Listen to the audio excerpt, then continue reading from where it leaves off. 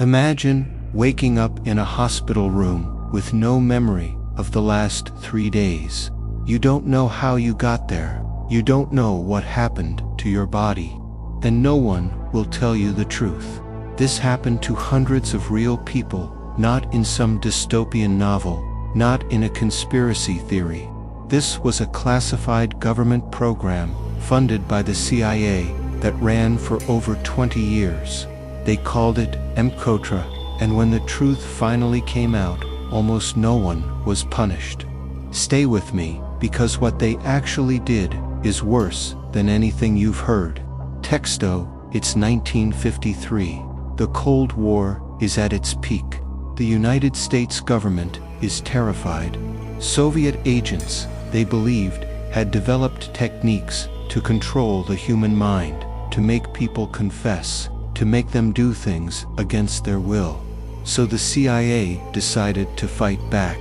They created a secret program with a simple, horrifying mission: figure out how to control the human mind before the enemy does. They had unlimited funding, zero oversight, and absolutely no moral limits. What followed was one of the darkest chapters in American history, and the people they chose as test subjects were never asked for permission. The program was led by a man named Sidney Gottlieb, a chemist who believed science had no ethical boundaries. His first target, LSD, Gottlieb became obsessed with the drug. He thought it could be used to disorient enemies, to extract confessions, to break a person's will completely. So they started testing it on volunteers first, soldiers, prisoners who were promised reduced sentences, but that wasn't enough. Soon, they were dosing people without their knowledge. Mental patients, drug addicts in CIA-funded rehabilitation houses, even their own agents. One of the most disturbing cases was Frank Olson, a CIA scientist who was secretly given LSD during a work retreat. 9 days later, he fell from a 10th floor window in New York City. The CIA called it suicide. His family called it murder. Decades later, when his body was exhumed, forensic experts found evidence of blunt force trauma to the head before the fall. But LSD was just the beginning. What Gottlieb did next crossed a line that still shocks researchers today. They moved into hospitals, psychiatric wards across the United States and Canada. Doctors paid by the CIA through fake foundations subjected patients to weeks of drug-induced sleep, electroshock therapy at voltages far beyond any medical standard, and endless tape recordings designed to erase and rewrite their personalities. One patient, a Canadian woman named Linda MacDonald, entered the hospital for mild depression. She left unable to remember her own name, unable to recognize her children. She had to relearn how to walk, talk, and feed herself.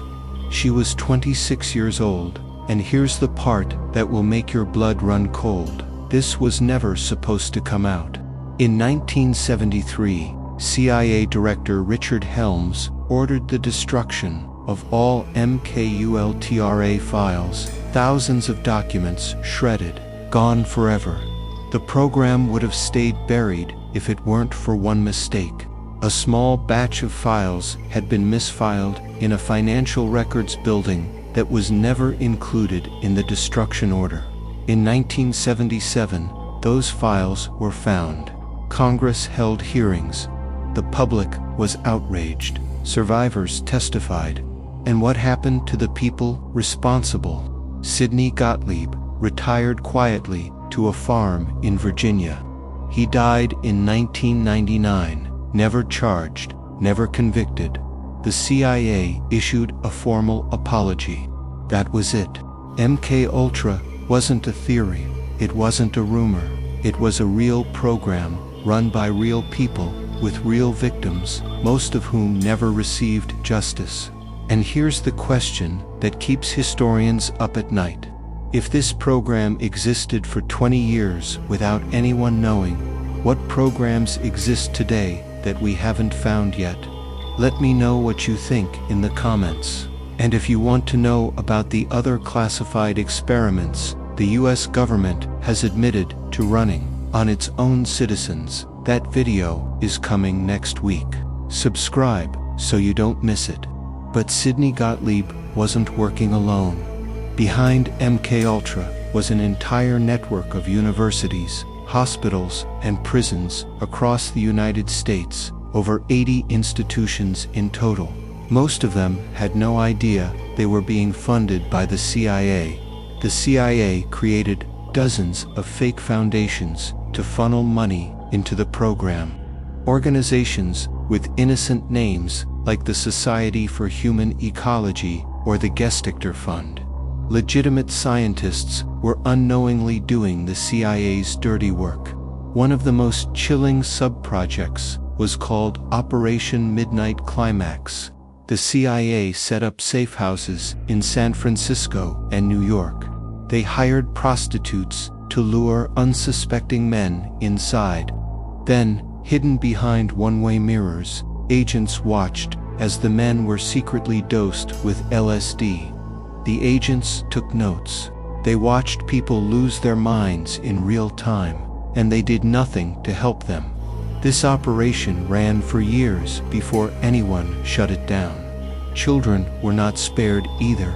Some sub-projects tested hypnosis and drug combinations on minors in hospitals. The full extent of what happened to them has never been fully revealed, because remember, most of the files were destroyed. The CIA also experimented with other substances beyond LSD, mescaline, heroin, barbiturates, and even paralytic agents. The goal was always the same: find the perfect combination to completely break a human being's will. What makes MKUltra truly terrifying is not just what they did, it's how long they did it. 20 years, 4 presidents, dozens of directors. Everyone looked the other way. The system didn't fail. The system worked exactly as they intended. The survivors who came forward decades later were met with a brutal reality. Most of the evidence was gone. No files, no records, no accountability. Some fought in court for years. Most received nothing. A few got small settlements with no admission of guilt. There is a reason this story matters today.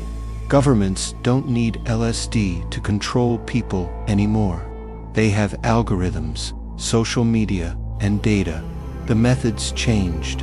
The goal, controlling what people think and believe, never did. MKUltra didn't end. It evolved.